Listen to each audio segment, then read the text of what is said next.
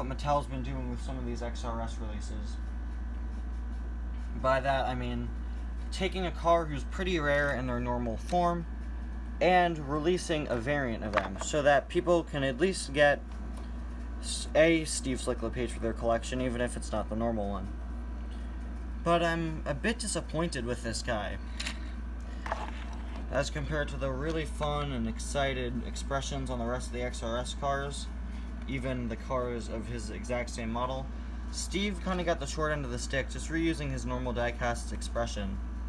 Combine that with already having a very, very blank design, it just kind of makes it a very die-cast in my mind. He's cool.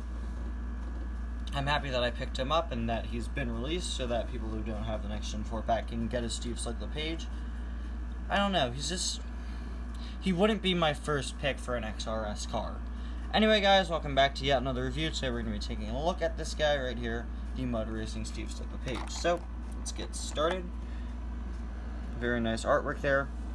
Hopefully, him getting an XRS release as well as TG Castlenet getting an XRS release will make way for a single release or a more wide release in the future, fingers crossed.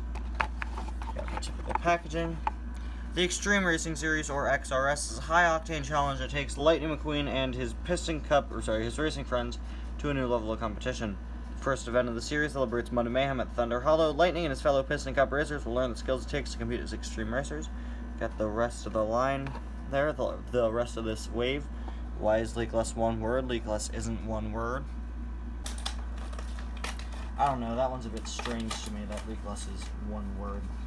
But as I was saying before, I really do like what Mattel's been doing with these XRS cars, just giving people a chance to get these guys. And I've been Disney stored! Look at that, he's got a scrape right across the paint on the eyes there. It's kind of difficult to see. That's alright. Not every car is perfect. That was just a bit of a quality issue. That's okay though. So here is Steve out of the package. The reason why I said I've been Disney stored is they do that all the time. Whenever I get a Disney store diecast, it always has some sort of little scrape through the paint. It's very hard to see on camera though.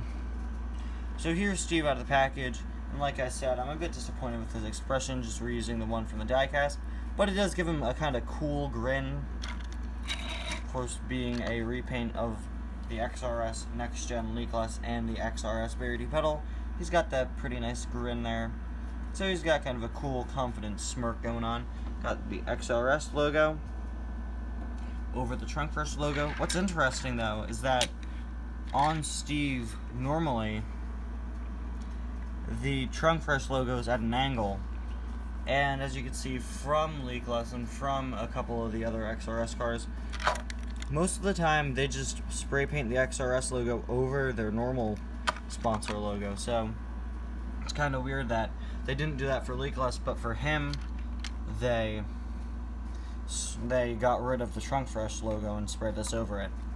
I kind of prefer this look though. It looks a bit messier. I know that's kind of what they're going for with it being a whole crazy mud race, but I kind of like this look since it looks a bit cleaner than just spray painting it over the pre-existing logo. On the side you've got your secondary sponsors, Octane Gain, RPM, Revolting, and Clutch Aid, all devoid of any color, but that's not an error, that's actually how it appears on the artwork.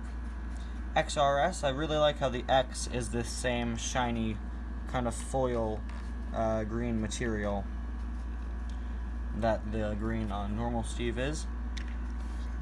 Yellow here, it's kind of a yellowish green, probably not the best color for the little sidebar, but that's yellow, so whatever. He's got his muddy tires there. Of course, the very cool suspension ability. It works just as well as the other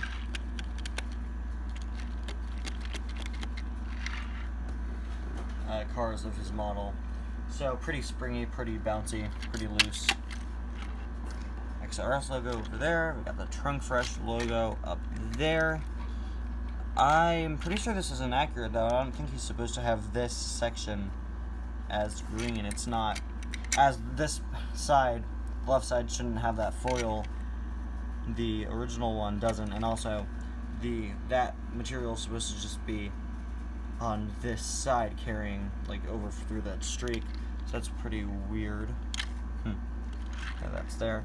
On the back, you see that swirl continues and ends. 34 trunk fresh, your usual stuff. And the other side is basically blank. Anyway, guys, thank you all so much for watching. I'll see you guys next time. Bye now.